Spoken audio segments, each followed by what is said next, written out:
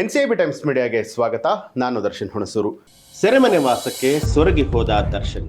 ಹುಟ್ಟು ಹಬ್ಬದ ದಿನ ಕೋರ್ಟ್ಗೆ ವಿಶೇಷ ಮನವಿ.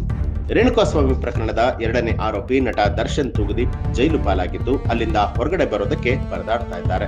ಇದೀಗ ತಮ್ಮ ಹುಟ್ಟು ಹಬ್ಬದ ದಿನದಂದೇ ದರ್ಶನ್ ಪರ ವಕೀಲರು ಕೋರ್ಟ್ಗೆ ಮಹತ್ವದ ಅರ್ಜಿಯನ್ನ ಸಲ್ಲಿಸಿದ್ದು ಪ್ರಕರಣದ ವಿಚಾರಣೆ ತ್ವರಿತಗೊಳಿಸುವಂತೆ ಮನವಿ ಮಾಡಿದ್ದಾರೆ.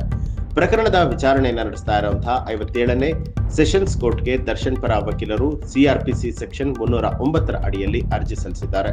ರೇಣುಕಾಸ್ವಾಮಿ ಕೊಲೆ ಪ್ರಕರಣದ ಟ್ರಯಲ್ ಪ್ರಕ್ರಿಯೆಯನ್ನ ವಿಳಂಬ ಮಾಡದೆ ಡೇ ಟು ಡೇ ಅಂದ್ರೆ ಪ್ರತಿದಿನವೂ ಕೂಡ ವಿಚಾರಣೆ ನಡೆಸುವಂತೆ ಮನವಿ ಮಾಡಲಾಗಿದೆ. 2025 ಆಗಸ್ಟ್ 14ನೇ ತಾರೀಕು ಜಾಮೀನು ರದ್ದುಗೊಂಡ ಬಳಿಕ ನಟ ದರ್ಶನ್, ಪವಿತ್ರ ಗೌಡ ಸೇರಿದಂತೆ ಪ್ರಮುಖ 7 ಆರೋಪಿಗಳು ಜೈಲು ಸೇರಿದರು. ಇದೀಗ ದರ್ಶನ್ ಜೈಲು ಸೇರಿ ಭರ್ತಿ 6 ತಿಂಗಳು ಕಳೆದಿದೆ. ಈ ಹಿನ್ನೆಲೆಯಲ್ಲಿ ದರ್ಶನ್ ಮತ್ತು ಅವರ ಕಾನೂನು ತಂಡ ಹೊಸ ತಂತ್ರವನ್ನ ರೂಪಿಸಿದೆ.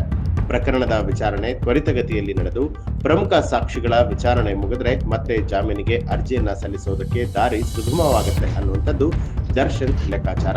ಹೀಗಾಗಿ ವಿಚಾರಣೆಯನ್ನ ಪ್ರತಿದಿನ ನಡೆಸುವಂತೆ ಕೋರ್ಟ್ ಮೊರೆ ಹೋಗಿದ್ದಾರೆ.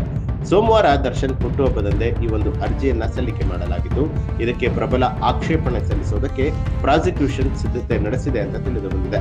ಈಗಾಗಲೇ ಕೋರ್ಟ್ ಅಲ್ಲಿ ಟ್ರಯಲ್ ಆರಂಭ ಆಗಿದ್ದು ಮುಂದಿನ ದಿನದಲ್ಲಿ ಈ ಅರ್ಜಿ ವಿಚಾರಣೆ ನಿರ್ಣಾಯಕ ಆಗಲಿದೆ. ಒಟ್ಟಾರೆಯಾಗಿ ಜೈಲಿನಲ್ಲಿ 6 ತಿಂಗಳು ಕಳೆದ ನಂತರ ನಟ ದರ್ಶನ್ ಬಿಡುಗಡೆಗಾಗಿ ಕಾನೂನು ಹೋರಾಟದ ವೇಗವನ್ನ ಹೆಚ್ಚಿಸಿದ್ದಾರೆ. ಈ ಒಂದು ಮಾಹಿತಿಗೆ ಸಂಬಂಧಪಟ್ಟ ಹಾಗೆ ನಿಮ್ಮ ಅನಿಸಿಕೆ ಅಭಿಪ್ರಾಯವನ್ನ ಕಮೆಂಟ್ ಮಾಡಿ ತಿಳಿಸಿ. ಹಾಗೆ ನೀವಿನ್ನೂ ಕೂಡ ನಮ್ಮ ಚಾನೆಲ್ ಅನ್ನ ಸಬ್ಸ್ಕ್ರೈಬ್ ಮಾಡಿಲ್ಲ ಅನ್ನುವಂಥದ್ದಾದ್ರೆ ಈಗಲೇ ಸಬ್ಸ್ಕ್ರೈಬ್ ಮಾಡಿ, ಬೆಲ್ ಐಕಾನ್ ಒತ್ತಿ.